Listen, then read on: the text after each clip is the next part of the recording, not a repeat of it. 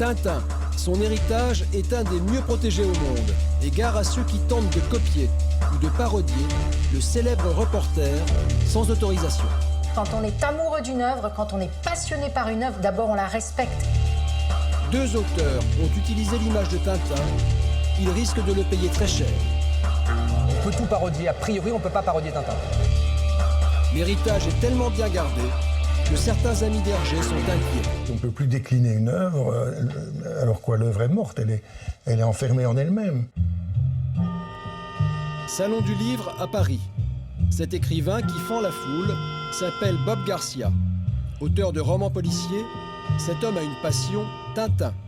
Il a publié 5 livres, des études sur l'œuvre d'Hergé et son inspiration.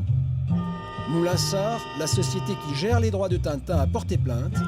Il a été condamné à verser 40 000 € de dommages et intérêts. Ces deux-là, ils ne sont pas encore concernés, c'est-à-dire que Moulinsart ne les a pas encore attaqués, mais avec la mauvaise foi qui les caractérise, ils pourraient trouver n'importe quoi pour dire que c'est encore des contrefaçons de bande dessinée Tintin. Ce n'est pas le cas, ce sont des études. Des études, peut-être, mais ces livres risquent de coûter très cher à Bob Garcia. Aujourd'hui, il risque même de perdre sa maison. Bonjour. C'est cossu chez vous?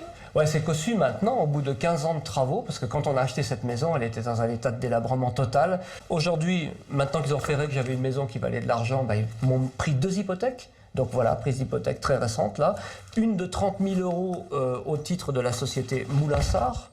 Une de 10 000 € au titre de Fanny Rodwell, qui est donc l'ayant droit d'Hergé. J'ai proposé un paiement étalé, 1 000 € par mois, c'est à peu près tout ce que je peux faire. Ça a été refusé, donc d'où l'hypothèque. Voilà où on en est aujourd'hui. Pourtant, dans un premier jugement rendu en 2008, le juge avait donné raison à Bob Garcia en affirmant que l'on pouvait librement citer une vignette de bande dessinée. Une case tirée d'un album de Tintin, c'est exactement la même chose qu'une phrase tirée d'un livre. La phrase, elle commence là, mais elle continue. L'histoire continue sur les autres lignes. Donc évidemment, quand on utilise une seule vignette d'un album, on est dans le cadre de la courte citation. Pourtant, on appelle Bob Garcia a été condamné. Le tribunal s'est rangé aux arguments de Maître Vatrin, l'avocate de la société Moulinsart. Elle défend les héritiers de Tintin. Dessin-là, dans ce cadre-là, c'est une œuvre originale. C'est une œuvre originale, c'est un dessin. Donc à partir du moment où vous êtes en présence d'une œuvre, en tant que telle, vous ne pouvez pas citer cette œuvre. Si vous la reproduisez, vous exercez un droit qui est celui de reproduction. Donc si vous n'êtes pas titulaire de ce droit, vous devez demander l'autorisation à son titulaire. C'est aussi simple que ça. Retour au Salon du Livre.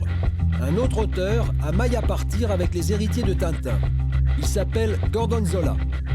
Sa spécialité, la parodie et le livre satirique. Sur son stand, des pastiches de best-sellers, Harry Potter, le Da Vinci Code, Astérix et Tintin. J'ai imaginé un personnage qui s'appelle Tintin et qui pense être le fils de Tintin. Et donc il recherche la trace de sa filiation à travers le monde, ce qui lui fait revivre de façon décalée, parodiée et moderne, qui lui fait revivre un peu les aventures du père supposé. Donc on va comprendre au fil de la série, qui fait à peu près 25 ou 26 romans, on va comprendre pourquoi il est ami avec le capitaine Aiglefin, pourquoi il est ami avec le professeur Margarine, ou Yi Guiyang, etc. Dans cette affaire, le juge a reconnu le droit à la parodie, mais condamné Gordon Zola à des dommages et intérêts s'élevant à 52 000 € pour parasitisme. Le parasitisme consiste à utiliser l'œuvre d'un autre pour en tirer profit. Dans le droit d'auteur, il y a une exception qui est l'exception de parodie, sous laquelle je me protégeais, moi, et sur laquelle je travaille depuis des années.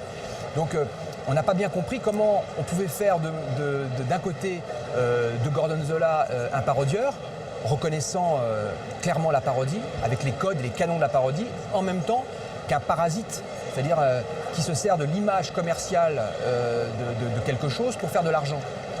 C'est complètement antinomique dès l'instant où on est bien obligé de partir d'un référent connu pour faire de la parodie, sinon c'est plus de la parodie.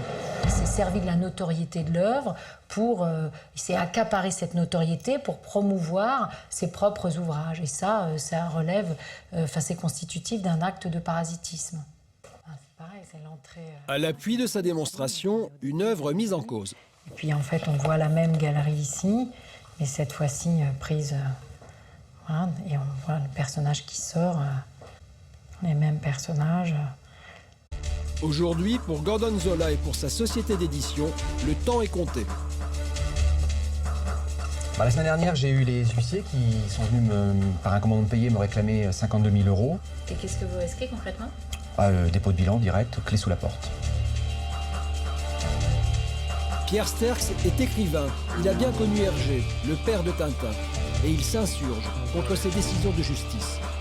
J'ai un manuscrit sur Tintin que j'ai terminé un essai. Je ne sais même pas comment je vais le publier. Quel est l'éditeur qui va réussir à le publier avec de l'iconographie? Je ne sais pas. J'ai travaillé 1 an et demi là-dessus, je ne sais pas. Ce qui va se passer, on n'osera plus toucher à l'œuvre du tout. Alors on va laisser l'œuvre bien dans son coin et elle s'étiolera. Voilà. Pour l'avocate de Moulinsart, si ces auteurs s'intéressent autant à Tintin, ce n'est pas un hasard. Le réalisateur américain Steven Spielberg a acheté à Moulinsart les droits pour faire 3 films sur Tintin. Et quand le premier sortira, l'événement fera sans doute beaucoup de bruit. L'actualité des aventures de Tintin, elle est très brûlante, parce que dans quelques temps, il y a une œuvre de long métrage qui va sortir.